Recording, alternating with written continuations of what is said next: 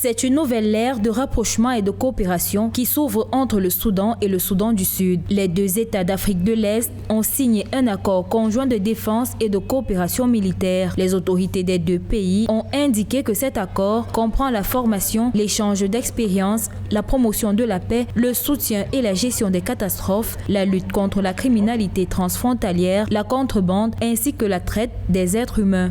Cet accord militaire vient renforcer l'accord économique déjà existant ces deux États en 2011, année de sécession du Soudan du Sud.